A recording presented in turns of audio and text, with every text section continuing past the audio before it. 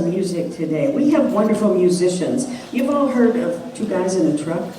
Well, we have three girls and a guy today. We have Jane Sterling, we have Donna Benjamin, we have Jacqueline Ambrose, and our guy is Richard Williams, as always. And they'll be doing the music here and there. So right now we're going to start with a song by Donna Benjamin and Jacqueline. So let's give them a warm welcome, everybody.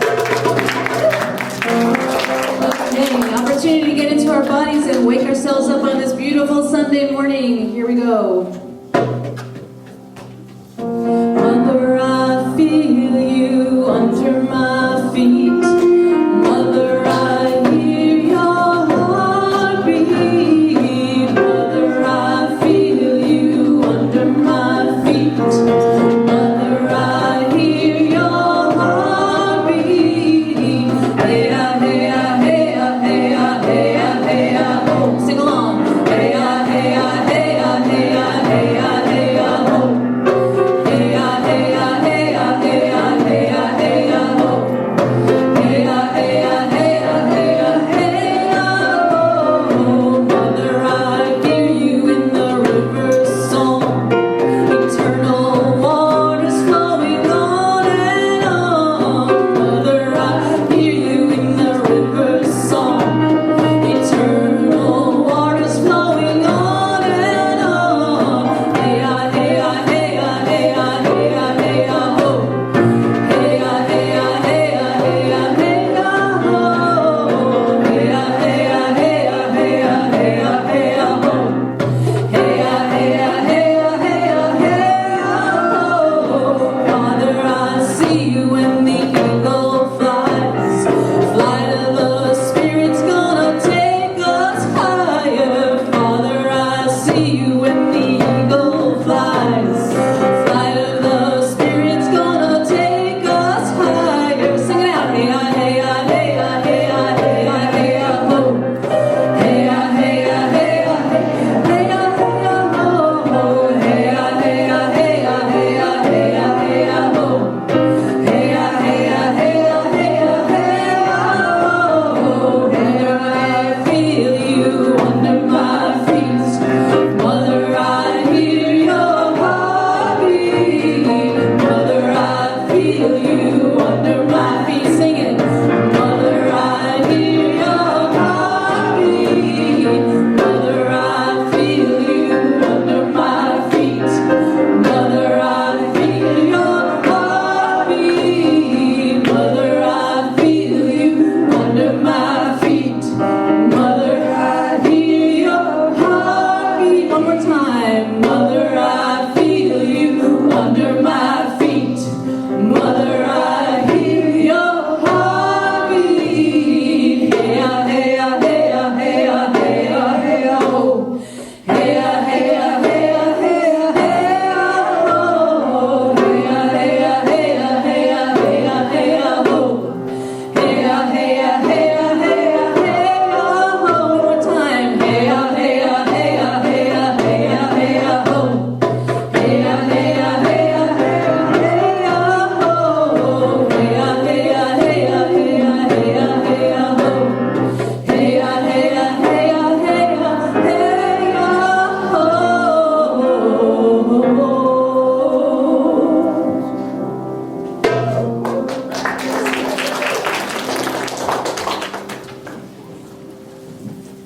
Good way to get started by honoring our Earth Mother, and that's what we want to do every day, isn't it? Well, again, welcome to Unity in Ashland. Is there anybody here for the very first time with us that would like to share your name and where you're from? Yes. Hi, my name is James. I'm from Talent. James from Talent. Welcome, James. Hi, James. Glad to have you here. Anybody else for the first time? Second time? Yes. My name is Jeff. I'm from Ashland. From Ashland. Welcome. Welcome. Okay, well, we're glad to see new faces as well as the ones that we see every week. We want to see everybody in the whole world right here on Sunday mornings. All right, well, we like to do our announcements now. We do the song first to give a few more people time to get here, and now we have some announcements before we go into the rest of the service. My name is Donna Corso, and I'm here Reverend Norma is not here today, so we have a guest speaker of Jane, and we're going to introduce her in just a little bit. But our first announcement is about our prayer circle this Monday evening and every Monday evening at 5 o'clock here at the Hollow Room. It's in the back room. You're all welcome to attend. If you have a prayer request, please fill out a prayer request form and put it in our prayer box on the back table. If anyone would like one-on-one prayer for anything, any challenges you have right now, after the service, I can be available for that, or another Donna over there. Donna's our prayer chaplain over there. Okay, March 3rd, we are going to be starting in March on first Sundays, every Sunday after the service at 1 o'clock, to have a gathering of all of us who want to go to the Standing Stone. How many would like to do that, just to have lunch all together? All right. There's no sign up or anything for that, is there, Denise? No. Okay, so we hope, just keep that in mind on March 3rd to come hungry, even after the feast that we have back there. And speaking of the feast back there, we always have wonderful goodies back there to share afterwards. And it's our food angels that bring that. Pamela Joy and the food angels. So we want to always make sure that we appreciate them. There's a container back there on the table, or will be, with the food that you can let them know how much you appreciate their service to our congregation. A few other things. So there's not going to be a children's program today, and I'm sorry to say that. I don't see children here anyway, but we're having a little bit of taking time to find volunteers. We really need to have 4 volunteers, 1 for each Sunday, so they only have to do it once a month, to be with the children in the back. There's already a curriculum already made up. It wouldn't be anything that you have to do to make up yourself. So if you are interested, please see, I don't see Candace here. Esther's here. Esther's here. Okay, but Esther, you're not doing a children's program. Okay. All right. See Jane afterwards if you are willing to volunteer. And in the meantime, we just have to work through this, and I'm sorry that we won't be having that today. Okay. A couple other announcements. March 24th, Karen Drucker is going to be our musician as well as our speaker right here at Unity. March 23rd, the night before, she will be doing a concert at the Unitarian Center, sponsored by St. Clair Productions, of course, Ariel St. Clair. So there will also be a silent auction that we will be handling that night on the 23rd. Candace is handling that, and Candace isn't here right now, but she's one that may need help. So if anyone is willing to help with the silent auction, see Candace, or if she's not here, see me and I will refer you to Candace. This Monday, that's tomorrow night, Jean Houston is actually going to be doing a book reading at Bloomsbury Bookstore. And it's at 7 o'clock. Bloomsbury Bookstore is small, so don't go, because I want to go and there won't be room for all of us. But if you do want to go, it would be okay for you to go too. And I don't know the book that she's going to be talking. The Wizard of Oz, okay, all right. So I'm sure you don't want to miss that, so we'll see you there. A few other things. Many of you are familiar with Grandmother Agnes, yes? Who knows Grandmother Agnes? She's having some hip surgery, and I know that she needs some financial assistance with that. Now, there are some sheets on the back table that gives an address if you're willing to send a contribution to her, or if you want to contribute today, Kathy in the back, wave your hand, would be willing to accept that and accumulate it and send it on to the address for Grandmother Aggie. We're all familiar with her wonderful work in the world, so we'd like to support her in her surgery. Okay, well, tomorrow is President's Day, and the President has issued an executive order that all cell phones must be turned off on Sunday mornings around this time right now. That's, of course, not President Obama, it's President Corso, President of the board. It's tough being the bad guy, but I have to say that. Let's see if I have forgotten anything. I think I've remembered everything. So we're going to move right into the music and all the voices that are going to come up here. I want to introduce our speaker, of course, Jane Sterling, Dr. Jane Sterling. Now, we're used to seeing her back there on the video equipment because she is a videographer, but she's also, of course, a singer, songwriter, musician. She's also a nutritionist. She's also a health educator, a biofeedback practitioner, and a sculptor, and probably even more things that we are unaware of. She's going to be talking today about the consciousness of nutrition. Nutrition is more than just eating your kibbles and bits. It's a lot more than that. She's going to clue us in to what that is, and she's going to start us off with some music. Let's welcome Jane Sterling.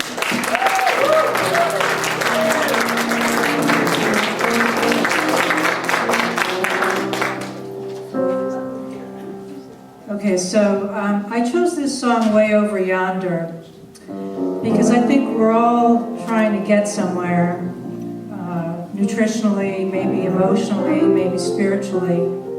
So I felt like this was the right song to start out with.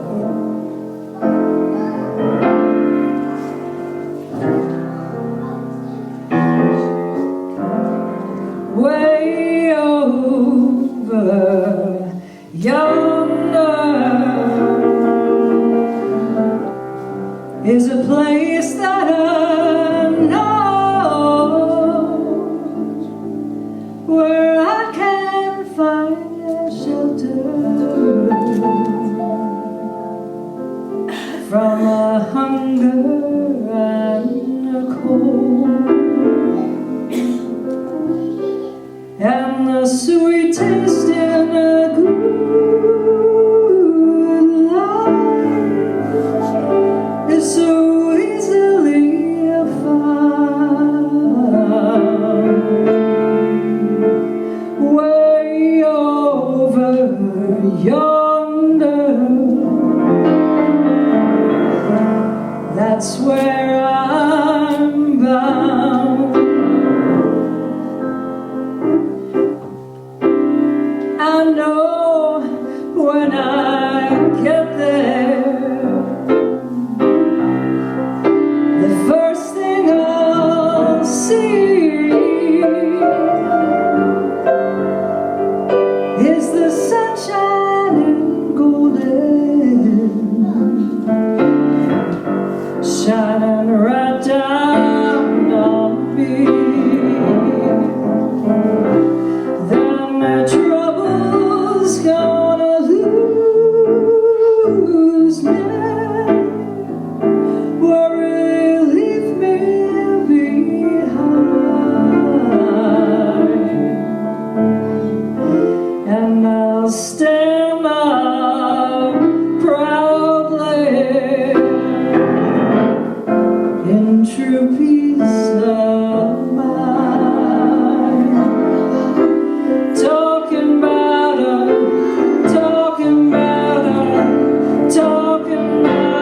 way over yonder is a place I have seen. It's a garden of Eden from some long ago dream. Maybe tomorrow I'll find my way to the land where the honey runs, in the rivers each day, and the sweet taste in a good life is so easily found.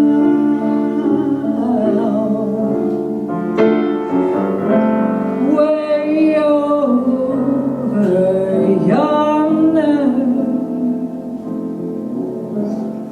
that's where I'm bound.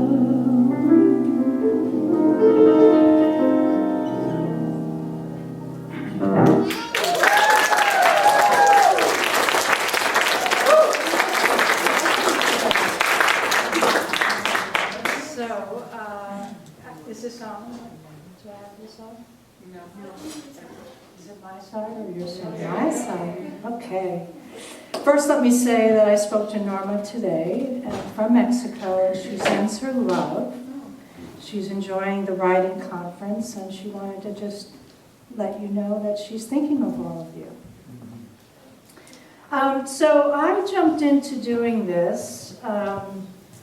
You never know what your life brings. That's what I say, because I really never thought I'd be doing this. You know, I have been focused on my body and healing of my body probably ever since the early 80s. When I lived in New York City, I went to this school. It was the first holistic health school in New York City. It was supposed to be getting your master's in it. They ended up not getting credited, but I got to see some modalities that were probably old school now. And then I became a rebirther and trained in rebirthing, and then I trained as a movement therapist for years. And so it has been all about inward and body. And then I do have a business degree, so I went from business to like the body, which is really kind of mirroring my own dilemma.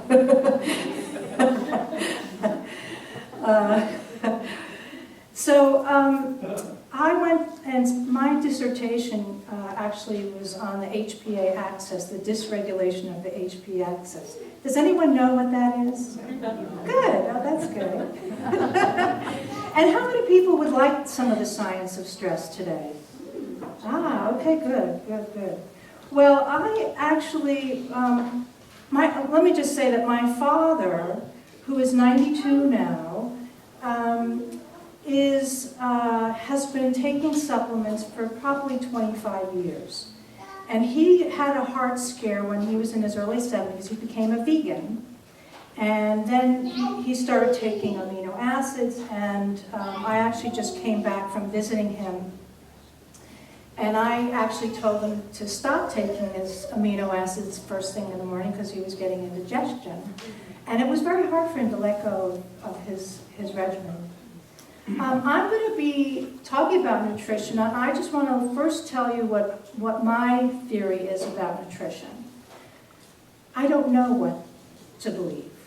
And that's the truth. And that's part of why I haven't really been practicing as a nutritionist. When I finished my PhD, I don't know if anyone else has a PhD, but when you finish, you realize how much you don't know.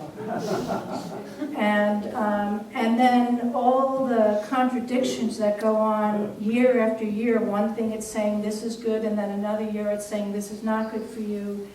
And I don't believe that any one particular diet is the right diet for everyone. I think every body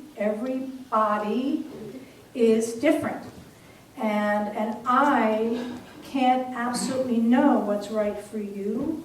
It's an interrelationship.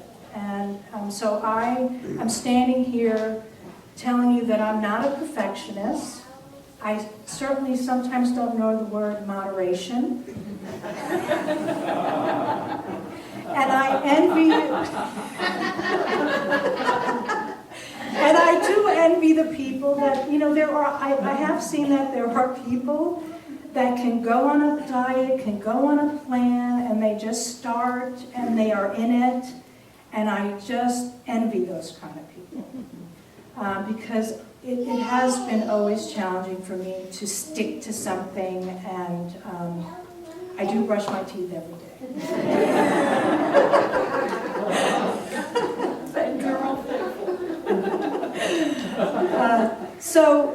So when I speak about nutrition, I question how much is it our belief in what we take than really the actual supplement that we take. And particularly because of the science of quantum physics and consciousness, everything affects everything. So when I got into doing this PhD, I was working, I bought this quantum QX machine, which is a biofeedback machine. And I usually don't feel anything. I don't feel supplements. I have no connection to, oh, if I take this, I feel better. I just kind of think I should be taking it. But I went to a demonstration with this biofeedback machine, and it happens, it scans the body. They put electrodes on your wrists and your hands, and it's a computer that scans your body of what's balanced and what's out of balance through frequencies. And it has probably 8,000 different elements of the body, of the emotions, of the neurotransmitters, and I've always been a skeptic and irreverent. So it's like, come and prove it to me. But when I was in this demonstration, I started getting asthma, and it so happens that there were a lot of cats there. And they were working on someone, and this demonstrator said, well, let me put your birthday into this other computer and work on you while we're working on this other person. And it so happens that I felt a difference. My asthma stopped, and I was like, okay, let me go have a session the next day. And I had a session, and I actually could feel it. Now, so that's kind of why I'm saying is that I got motivated to understand nutrition, because here I am getting 8,000 aspects of the body, and I wanted to make get the puzzle a little bit more clear, and come from a responsible way of reading this information. I also have, so the HPA axis is the hypothalamus pituitary adrenal axis. And I have always heard about stress being bad, or but I never really got what stress really was, and until I really studied it. And I, of course, used my body as the guinea pig to everything I was learning, and which is dangerous.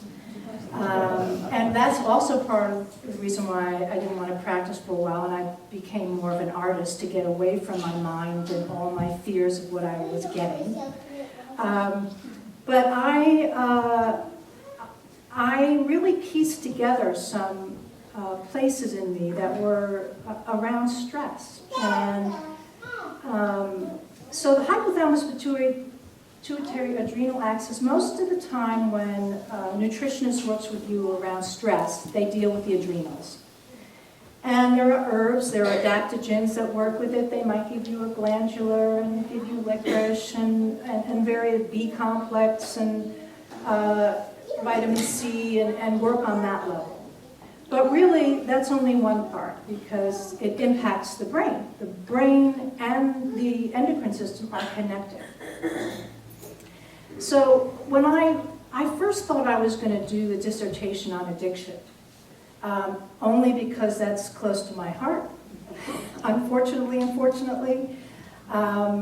I had a mother who was bulimic and was addicted to pain pills and Valium, and so I grew up with someone who was addicted to various things. She was addicted to self-hatred. I also have been addicted to, right now I'm addicted to coffee. Right now I am. And how many times have I said I'm getting off of it? Probably 1,000 times. So when I started reading about addiction, it really turned into stress, because I saw that there are so many ways that stress impacts the body. And I'm going to tell you some of those ways, but I also want to give you some hope, and that is that we change our red blood cells, die and are reborn every 90 days. We have a new body every 7 years. We can now change our brain plasticity so that you can, years ago, they thought that, especially when I grew up in the 60s and 70s, that you're going to kill your brain cells and then you're just done. And We tried that. But, you know, now there's a lot of science that's saying that brain cells do regenerate and that we do have the power to regenerate. So I want to give you the hope first before I give you the bad news. Or maybe the good news, you know. I came out of denial on some level. But, you know, it's a practice. You know, life is a process. It's not about like getting to the end to be perfect and, you know, it's just, that's an impossible expectation. And so it really is a moment to moment making a choice and slowing down enough in ourselves to become aware of when we are in stress. And I thought that I wasn't that stressed out because I didn't have to work for a long time. My mother died when she was 51. So I thought, you know, I had it easy, a little easier for most people. It wasn't about trying to make my rent. But a friend of mine actually gave me the book by Peter Levine, Waking the Tiger. Have you read that? It's a great book. And it is about trauma. And what I really saw is that I had been in a trauma place, PTSD, post-traumatic stress disorder. I didn't even know I was in PTSD because it wasn't as obvious. But it probably was obvious to the person I was in a relationship with at the time. You know, and as we look back, we know we were both, you know, how we hook into relationship patterns and into our own past trauma.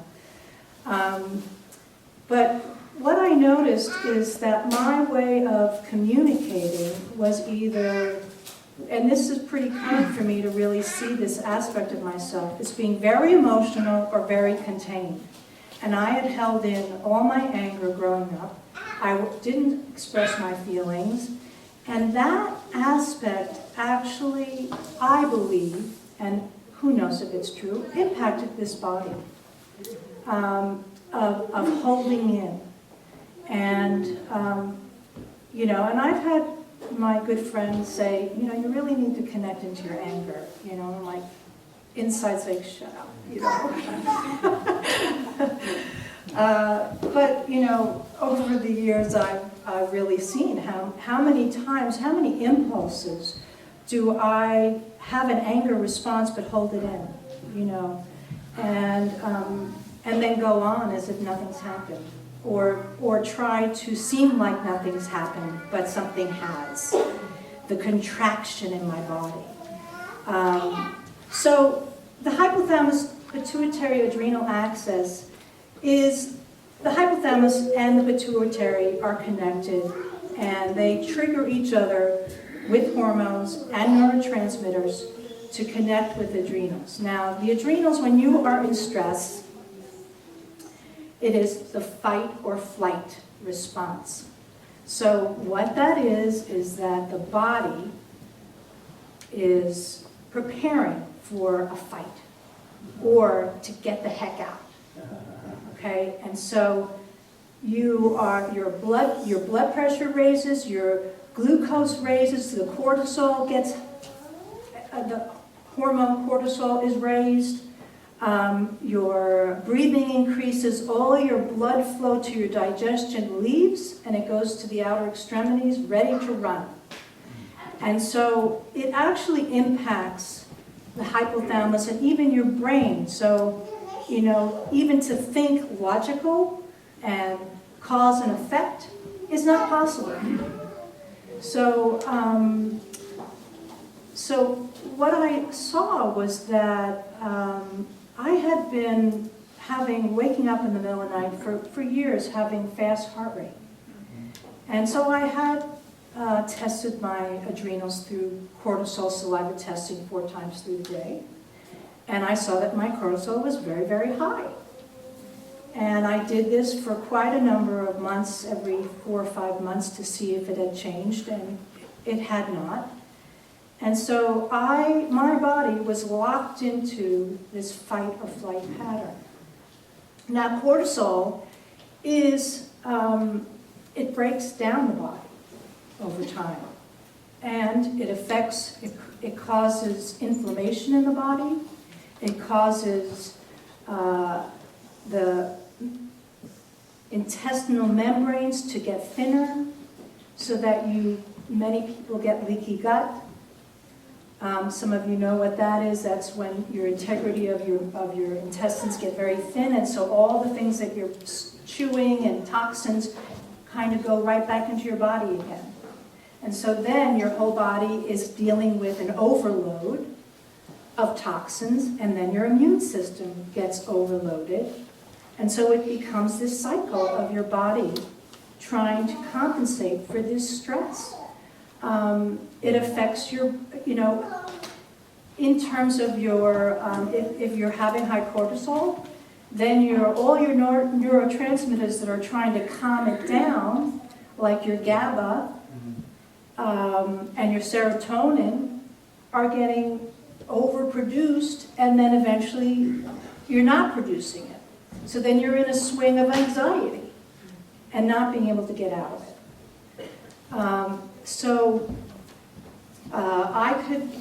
I started seeing, wow, and I had seen leaky gut over and over again on the QX, and I work on myself, now I don't work on myself as often, and I did every couple of weeks, and I would see patterns, I had sugar regulation show up, and leaky gut was one of them, and so now, I also noticed, and also what happens with adrenals is that your calcium can get pulled out. So then you get bone loss from it as well. So anyway, I also recently, in the last 2 years, was having up and down thyroid issues. One test would be low thyroid, and I'd be taking medication for low thyroid, and then suddenly I'd be angst up, and I'd take the thyroid test, and it was too high, so I was fluctuating back and forth. And so then I decided to get a test for antibodies for an autoimmune. The first time I took it, it was negative. But I read somewhere that, it could show up negative, so test it again. So then a couple of months later, and I happened to be eating a lot of wheat the month before, and then the antibodies showed up. And once they show up, that's just the way it is. So then I discovered, okay, now I have Hashimoto's.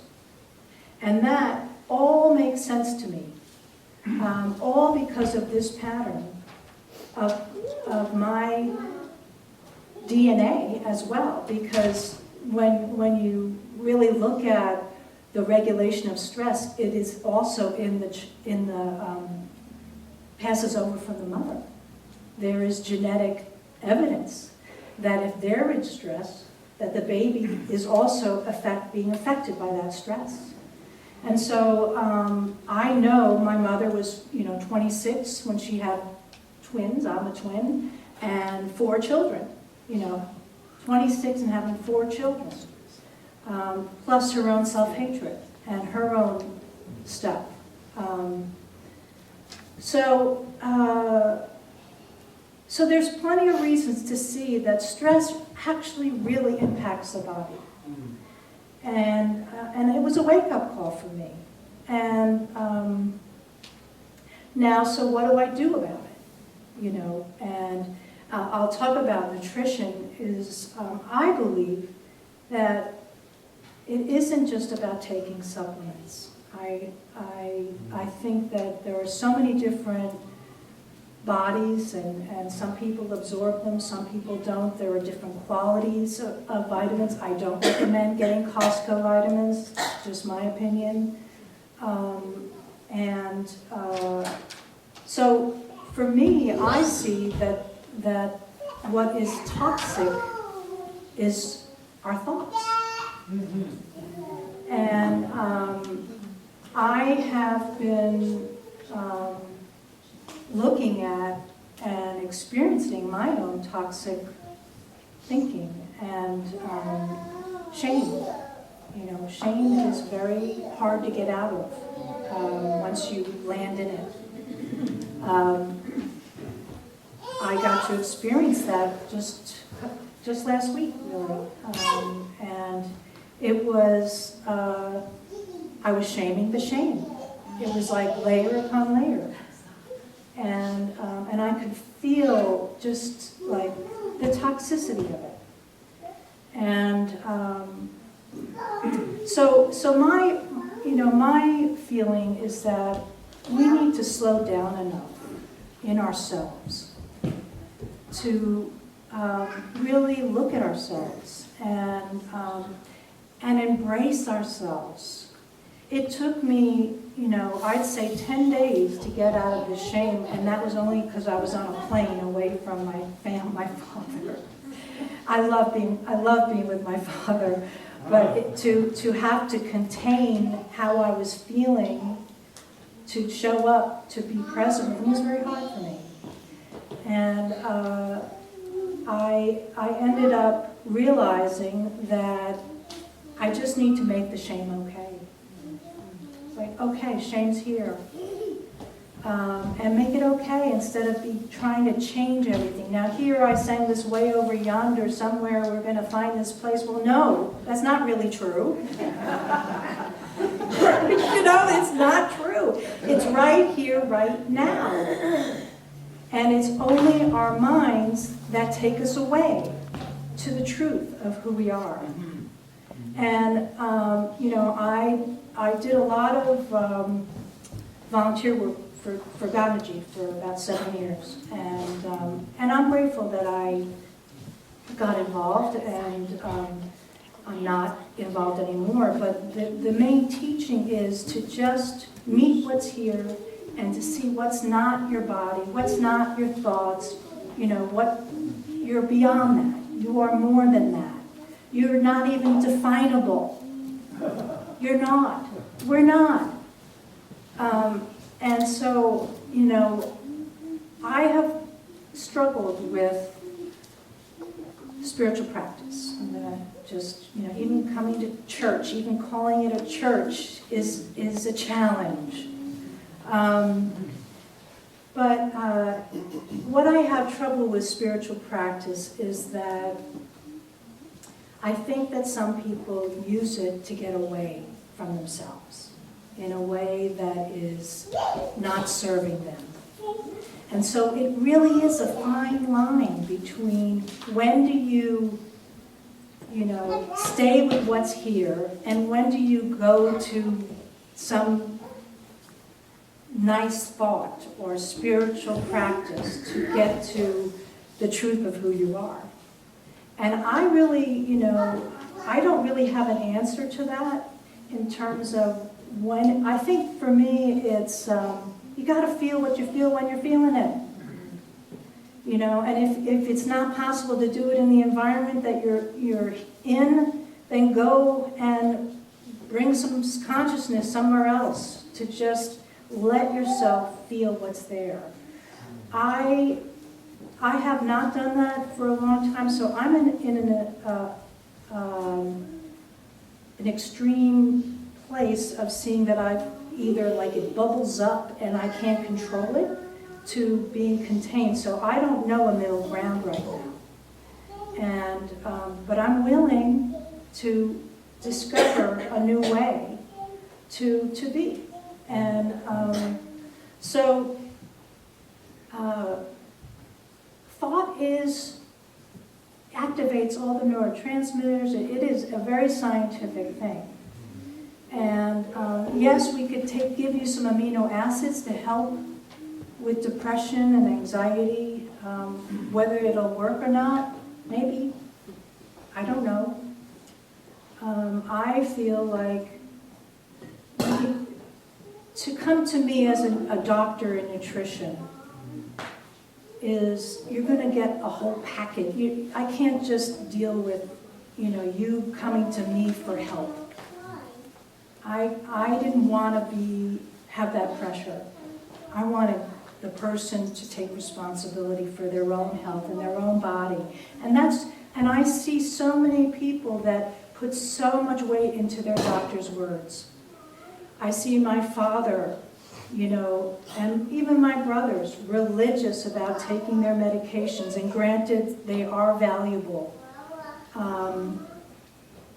But the pharmaceuticals that are professing that you have to take cholesterol-lowering drugs for everything is not even the truth anymore. They're finding that people are taking they have low cholesterol, and then they're still having heart disease and heart attacks. Why? Because it's inflammation now. They're finding inflammation in the body. And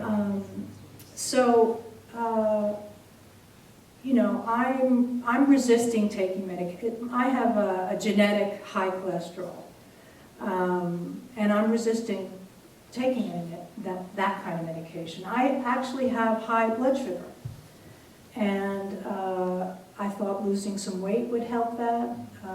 I haven't been perfect in eating, so it's still something that I'm dealing with, and I am taking medication for that because I don't want to get diabetes. And I believe my mother died of that, and my oldest brother has it, and so I'm not like I'm against medications, but not to give the doctor all the power. Everyone needs to be their own doctor, because they're not going to know everything. They're only going to be very specialized in what they do. Fortunately for me, I can order my own blood test, so I don't need to go somewhere to have to get blood work, and anyone can actually do that online with directlabs.com. I get the wholesale price, but so that I encourage everyone to be your own educator, and to really see where are you what are you trying to fix, and I'm in process. I really I'm not an expert. I might know more than some of you, and there are many people that know more than me. But so getting back to the spiritual practice, since I've been so irreverent and not, like, I always think, okay, here's a confession, like I'll be in a spiritual group and they'll call in the directions to bring them in.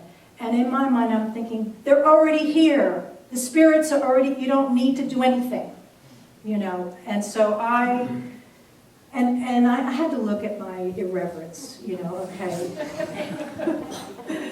And then I met Norma. How the heck did that happen? And she actually honored my irreverence the minute I met her. She had spoken about the Madhyamaka of Japan, who is a person that challenges every spiritual belief thought. And I was like, oh, thank God, And so I didn't judge that as much. And even now, I am really very willing and open more to spirit. And I don't even know what to call it. I don't even know I still have the question, what is God? Who and what is God? That seems very limiting to me. I don't know if I'll have a real answer. And all I know is that I am more open to discovering and to stop pushing it away, and to find my way of connection. And it may be just walking on the earth and being on land, or seeing a dog, or it could be a baby, or anything. And So I do want to speak about Norma's work because I've been very involved with her in her work at Journey to Completion trauma work. And I believe that because I'm a movement therapist, I'll take that title on for right now. I do believe that trauma lives in the body. If we have not moved it, if we have not released it, it is there. We contract it, and our whole personality is constructed. We are a construction of our childhood, of every thought, every environment. And I know that trauma needs to have some attention. And it doesn't even have to look like major trauma. It could be just patterns that keep resurfacing. And her work really gives a system that helps you to work the trauma and get the gift from the trauma. Why is it here over and over and over again? We haven't gotten the gift yet. And so I highly recommend her work. And I've been in many groups, and I've done individual. I think the groups are very powerful because you get to be with other people that are doing the same work. You get community. I need community. It's a lonely trail going deep into the shadow. It's a painful time, and you need support. You need allies, and you need people willing to not judge your process. If you're going into shame and they're trying to get you to be happy, forget them. You know, maybe they can remind you that you're okay even in the shame. You know, that's a good thing.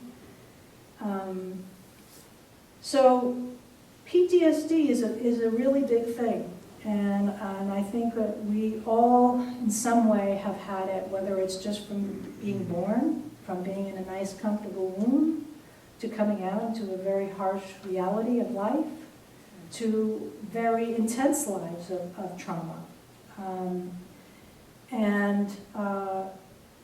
I think that it's essential to work various layers together so that you are working on the body and nutrition.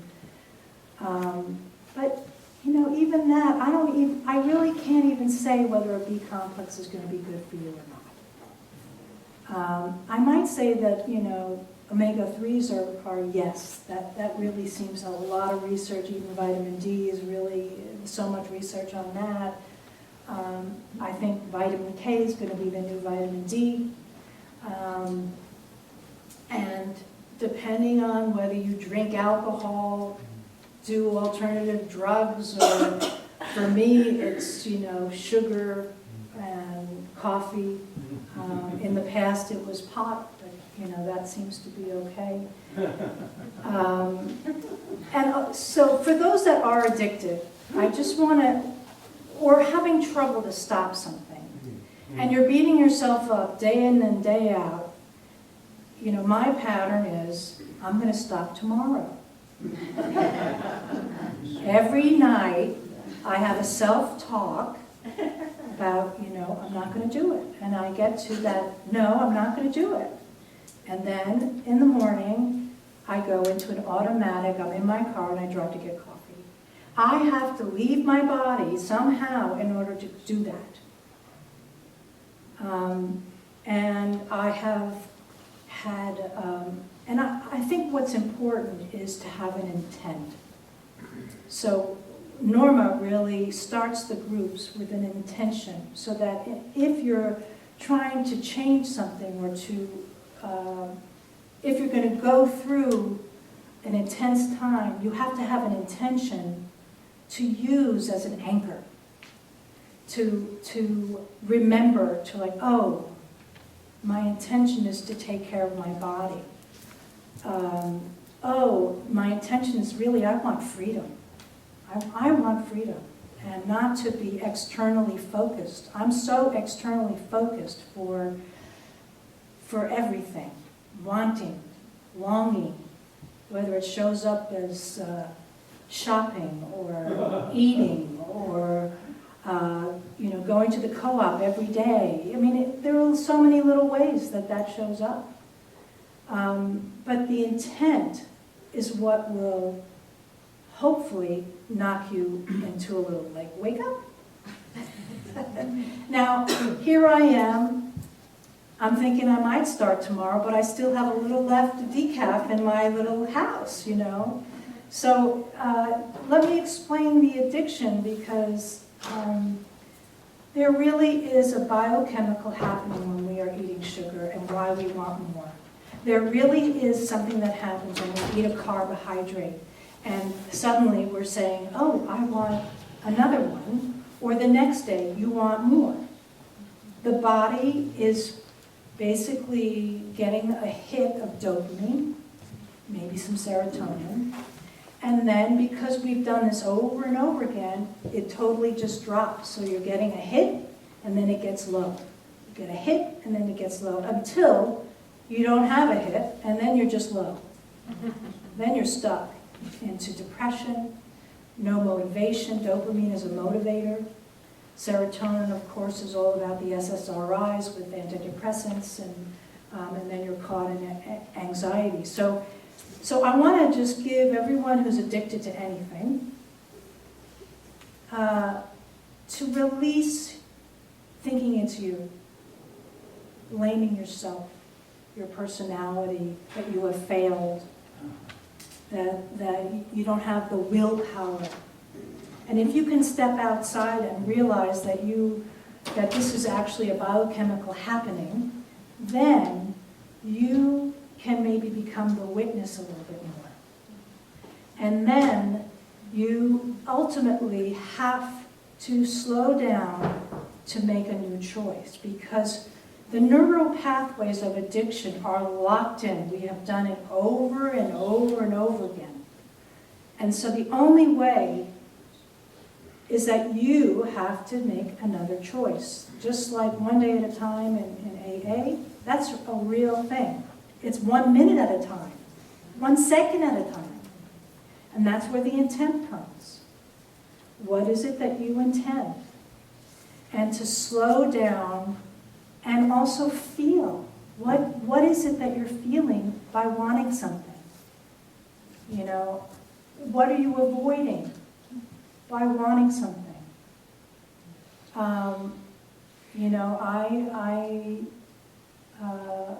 I feel lonely. I don't have self-fulfillment. That's my intent, is to be self-fulfilled. And I'm not there yet.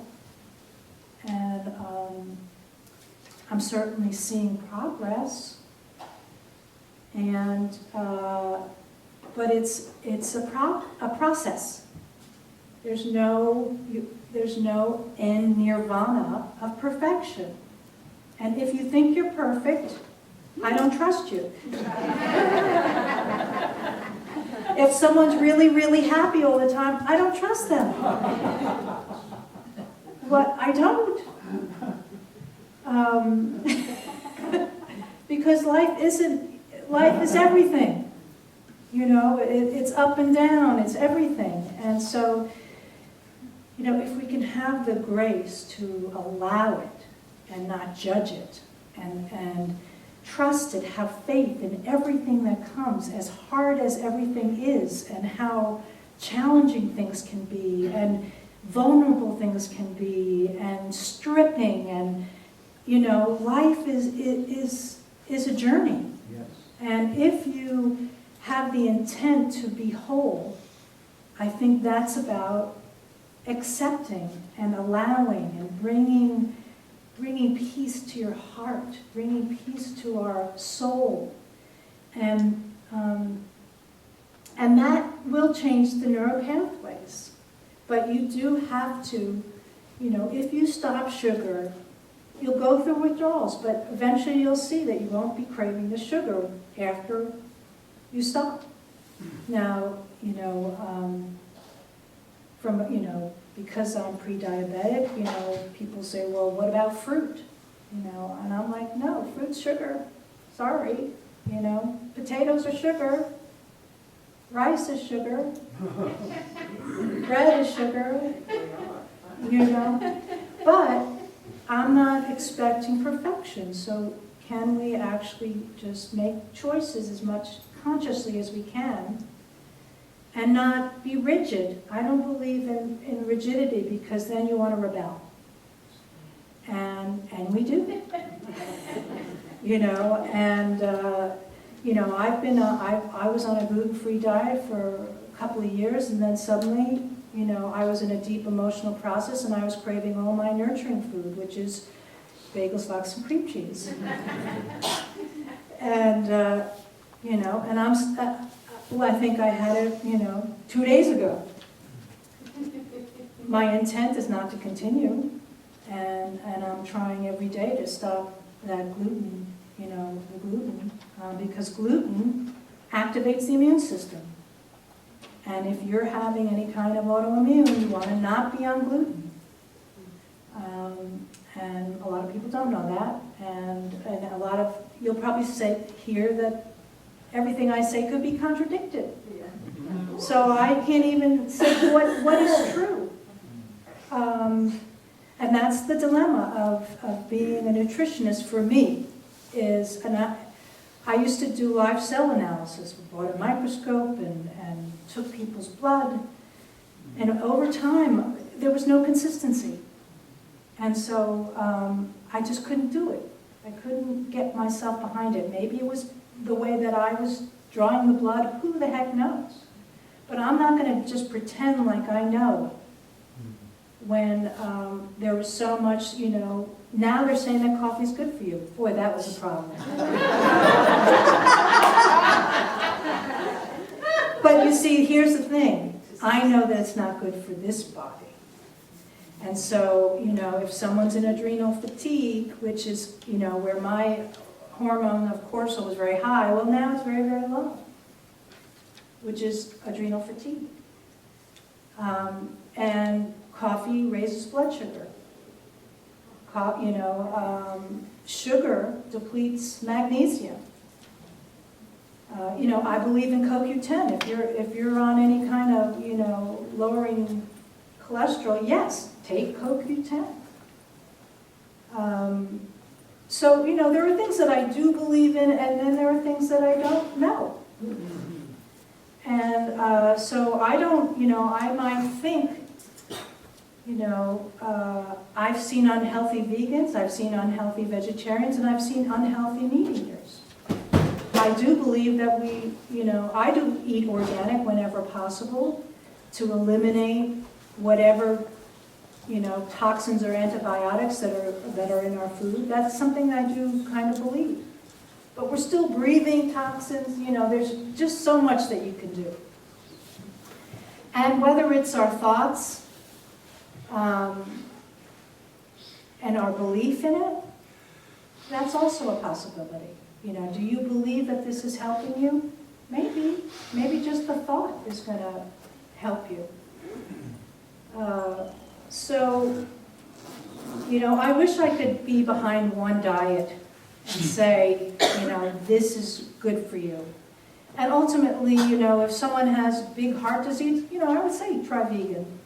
You know, but would I say everybody try vegan? No, I wouldn't. We all have metabolic differences. Some people need dark meat. Some people need white chicken. Some people need a little bit more carbs than others. So, and it is about listening to yourself. And where do you go unconscious, rebellious, say, you know, oh well, or, you know, I'm just going to do it anyway, you know, and that is just a moment. It's not even, it doesn't have to be conscious. And so it's about slowing down and knowing, learning about yourself, learning about how you avoid your body, how you get hooked into your mind. I have gotten into patterns of thinking, spinning out, and that causes stress. It does. It activates your body, your brain, your adrenals. So the more you can pay attention to where you are going unconscious, the better. And to bring awareness to it. And there are things that actually improve serotonin, and meditation is actually a fact. Doing yoga, doing things that are slowing you down are actually make a difference. And amino acids, possibly they could help you in certain ways. Julie Ross has written many diet books, Mood Cure, Diet Cure, all based on amino acids. Eric Braverman, The Edge Effect, is a great book on the brain and how to work with nutrition with amino acids. So any questions? Anybody have a question of anything? Yeah. Oh, I just wanted to comment that what you talked about is actually a method that they treat autistic children, and they do it individualized because every single child biochemistry is different.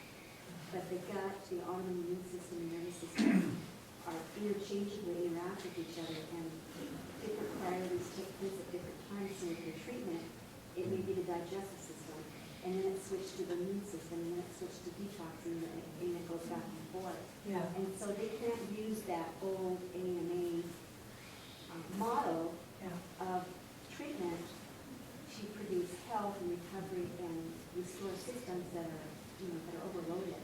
Yeah. And so and they've always said that autistic children are like our canaries, letting us know when things are really off. And what I'm seeing is that there's variations of that with everyday people, and you're seeing it more and more show up.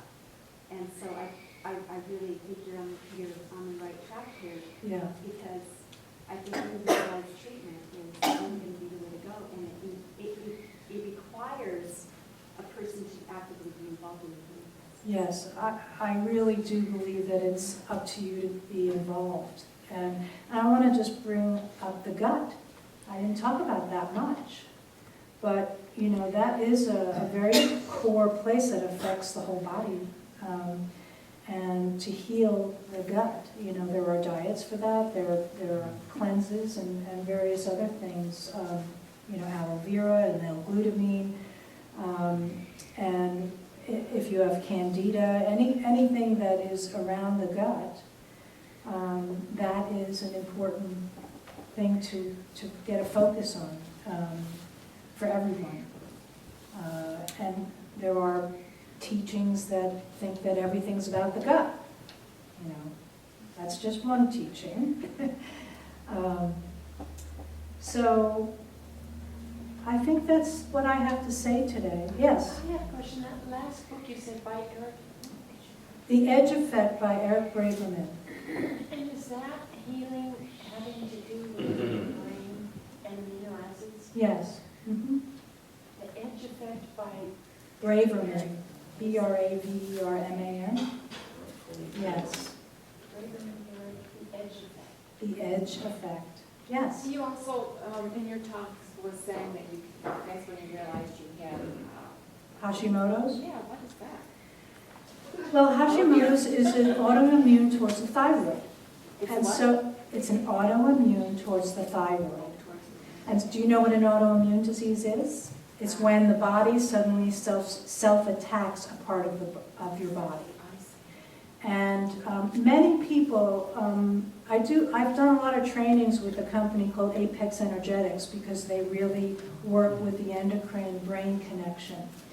And so with Hashimoto's, this guy wrote a book on just the thyroid.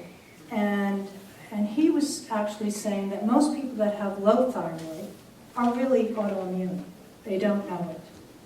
And so the problem with that is that people are treating the thyroid rather than the immune system. So they're not getting any better. There's no healing. And they have certain supplements that help the immune response from firing. And I don't know if they work. You know, that's the problem. How do you know? You know, I don't have a practice to really say, oh, this. I base it on what they say, what their research, what their practice says. And all I do for myself, hopefully, is to do as many things to stop the immune system from firing. Sugar is a major issue. Sugar is a major issue. And, you know, you hear about the alkaline diet and trying to keep your body alkaline. Sugar depletes the body of vitamin C, zinc, I'm sure some other things, but it also is an environment for things to grow. So, you know, bacteria like sugar, fungus like sugar, cancer like sugar. And sugar is not just candy, which is what I like, but as I said before, potatoes and things, you know, rice, anything white, pasta, even, I would even say whole wheat pasta is to me, anything that burns to sugar quickly is, you don't want, you know, you want to eat little of it. If you are having any kind of concern or issue, that would be a practice. That's not in moderation. If you suspect that you have these issues, one or more of them, what's the best way to find out if you're, you know, imagining it or if it's real? How do you check this out? Because if you go to your standard MD, they're not going to deal with it. Well, it depends on what you're wanting to figure out. There are, you know, for me, I tested my adrenals, which I can do saliva tests, and that's something that you don't want to test your cortisol levels in blood, right, Mary Lou? And toxic metals, you know, of course, is through hair analysis, which most, you know, and that is not even done anymore. It's done through chelate. Well, chelation or stool cultures. What cultures? Your stool cultures will show if there's a displacement of minerals because the toxic metal toxins displace minerals, and so that's an indicator that you need to test for metals. Okay. So you'll have a depletion in your tissues, and that shows up only in your stool cultures, so it doesn't show in your blood. Okay, see, I haven't heard this, so I don't know. Well, I think it's a Yeah. because it's So, you know, Arlene, there are, part of it is just through interview. Part of it is you can test for different immune responses through blood work. You can test for certainly the antibodies of certain things. And some of it is just a guess. Some of it is just really, it depends on what you are specifically thinking, and if you want to talk to me afterwards, I'll talk to you about it. Well, I was just going to say, so would you just recommend eating a really high amount of fruits and vegetables? Just like that would be High the amount best of fruits and- vegetables? Maybe not fruits because of the sugar, but vegetables? I recommend, see, I don't know, vegetables absolutely are great. And I don't mean, you know, everything cooked till it's dead. I was thinking more raw. I was looking at. You know, but even some people can't handle raw. Right, You know, everybody is different. right. But if you steam them slightly, you know, and not kill them, I think vegetables are great.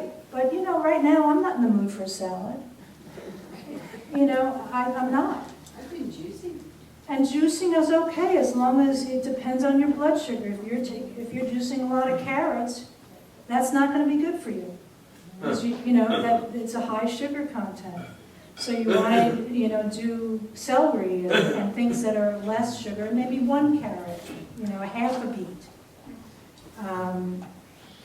Yeah. So I believe in for myself, protein, vegetables, and a little grain. and berries are not as sugary. I eat bananas that are slightly green. But I've been eating a little bit too many bananas recently, like a banana a day. I think that's too much for my situation. But maybe I'm just craving potassium, and maybe that's why I'm craving a banana. You know, because I've been eating a lot of salt going out to restaurants with my father. You know, so all your cravings are probably something that, you know, that you're needing in some way, but eating it probably in an inappropriate way. So I just really want to affirm what you're saying and encapsulating it in my own way. I was watching television about 8 years ago, and it was a talk show, and it was I think a doctor from Mount Sinai, and the interviewer said, so what's up with give me top 10 tips about health? And the first thing he said, I almost fell off my chair, was intuition. So basically listening to our bodies about, you know, where are we feeling depleted? And there is so much research. You have to, of course, be, you know, discerning, but there's so many amazing books out there. Trust your source and find out, and ask people who you trust, who you really trust, and also ask yourself. And my personal thing is kinesiology is something good for me, because my body in that moment, and you can ask me about this later, my body in that moment is telling me if this is good for me or bad for me. And the other thing I just want to say is I'm a happy vegan, and what that means is that I love what I do, and I'm trying to get better at it. And I think my attitude as well helps the food and the nutrition happen. And I think whatever you're doing, and when we teach, we welcome everybody on the spectrum. Whatever you're doing, if you're doing it with love and grace and intention, that is part of it as well. So I honor what you're saying, and I do feel that intuition and listening to our body is really Good. Oh, I'd heard that eating more protein tends to cut your sugar cravings, and that people who crave sugars, it may not be them, it could be the candida that's in their gut. Yes. So don't Yeah, beat the yourself up. critters. Feed me. Oh. Yeah. Protein really, it has fat in it, so it burns slower. So you really, that's why, you know, to eat something protein. I eat protein every 3 hours, a little something. You know, that kind of gets me through. You know, I do video editing, and I'm always eating like every hour. Right, Renee? But you know, that's me. So if you're going to eat fruit, I would say eat a little something that's protein with it, so that you are not making your blood sugar swing. You know, and the juices. You know, there are many high ORAC values with antioxidants that you don't have to eat the sugar necessarily. And you know, just one more thing about sugar. You know, agave had a really good, you know, wow, agave, yay, agave, you know, natural. No, it's not. Sugar is sugar, honey is sugar, fruit is sugar, agave is sugar. Now I'm doing xylitol, which doesn't spike your blood sugar. Stevia, good. So those two things. Xylitol actually is granule like sugar, and I like the crunch of tasting sugar. And so, you know, that, I feel like that's, anything is too much. If you do a lot of it, it's too much. So you do have to not get carried away with it, but a little sprinkle here and there, you know, it's a good form of sugar. On the issue of sugar and a little, this may be okay. I don't want you to discourage people from enjoying themselves after the service, and they can then watch the rest of the week. Yes, and that's also something, is like, allow yourself, you know, everything in moderation, allow yourself a little something. If you don't have that gene in you to do that, then don't. I don't have that gene, you know. I don't have, I can just have a little. Yeah. You know, it makes, I have an addictive body. And so for me to, everyone say, just have, you know, a little cup of decaf in the morning. No, that doesn't work for me. For you, it might be just fine. So Jane, can I just clarify something about the xylitol? Yeah. There's two types of xylitol. There's one that comes from corn, there's one that comes from wood, from tree bark. And the new research on xylitol that comes from corn, it actually has detrimental effects on the brain. So it's not healthy. So make sure that if you're going to use xylitol, make sure you read it and it comes from a tree rather than from corn. Do they all say where they're coming from? So get xylitol from wood rather than from corn. Right. That's good to know. I never heard that. I see so much I don't know. What about stevia? Is that okay? Yes, yeah, it doesn't spike your blood sugar. And I do think that, having high blood sugar is, a lot of people don't know that they are running high blood sugar. You could have a glucose fasting, fine, no problem. But maybe your response after eating might be really much higher. I used to do metabolic typing, and we give them a sugar drink, and wow, it was so different, to see where it would spike, and it basically how they process sugar over a period of a couple of hours. And we actually could help people by saying, hey, you need to know this about yourself. And so, sugar, you don't want to get diabetes if you can help it. That's something you can help. Richard? I'm 10 years ago became a type 1 diabetic. And one of the things that I've come to realize is that the standard test is fasting glucose.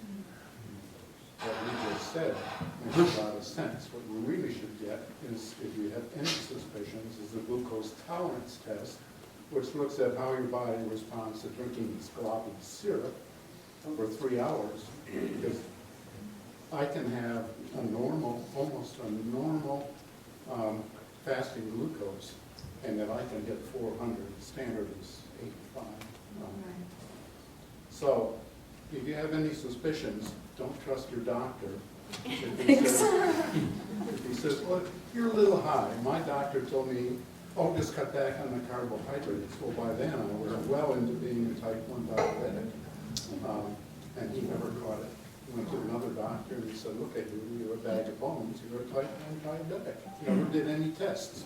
Put me on insulin immediately. Oh, yeah, yeah. Well, I think I'm going to have to...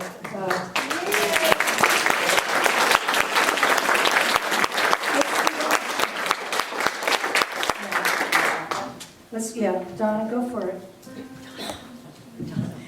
Okay, well, it's time for our offering. And the word that keeps coming to me is vibrancy. And we all know maybe just a few people that are really vibrant, really so healthy in vibrancy, because they really support their health. And so we're talking about the health of our body, but we also can talk about the health of our spiritual community. And we want to be vibrant here in unity as well.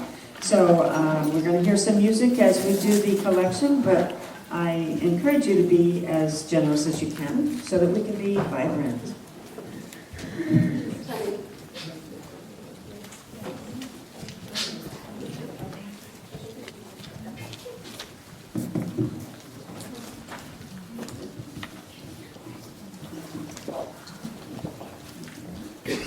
So I'm going to invite you, I'm going to sing one of my own songs called Drop In. To drop in.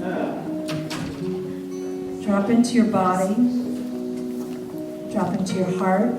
Feel your feet on the ground.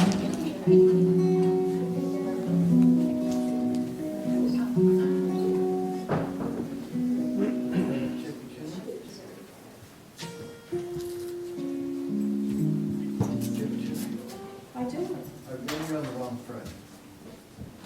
Do it with your people.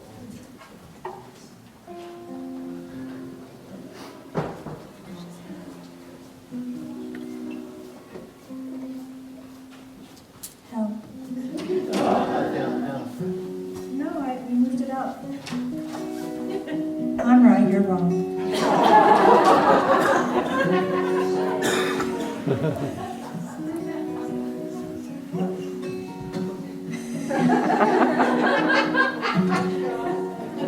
I like it when I'm right. Are you happy too?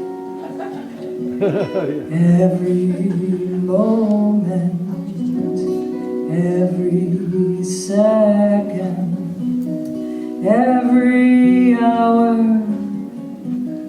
every day is an opportunity to drop in, to drop in, to drop in. Every feeling, every thought, every story is an opportunity to take responsibility and drop in, and drop in, and drop in. We are freedom, we are spaciousness, we are spirit, we are consciousness, we are each other, we are love, we are love. We are love, we are love.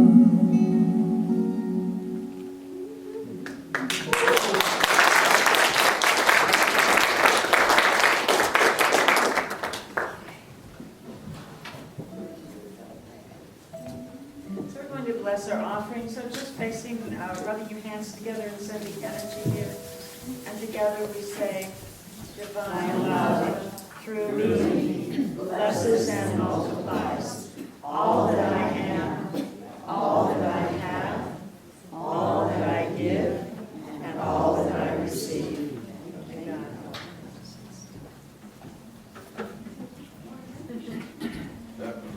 Okay, so I think we should just come into a circle. It feels like it's time.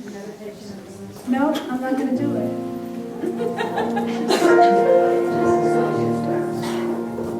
Let's go in a circle.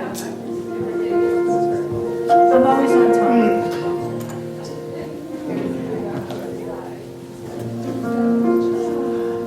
And I can actually say something. So, while you get into a circle, I want to invite you to frame something in your life that you've been trying to change or judge, and make peace with it. Find a place that you've judged your body, or someplace in your emotions, something in your life that has been difficult, and find your heart to open to it, to say, okay, it's here. Embrace it. It's here for a reason. We can make space for everything. It's a practice. Everything is an opportunity to drop into ourselves, to drop into our hearts, to bring acceptance and allowance. So find a place in your body that you've judged. Maybe some part of your personality that you've judged. Maybe someone else that you've judged. And find a way to open and allow it to be okay.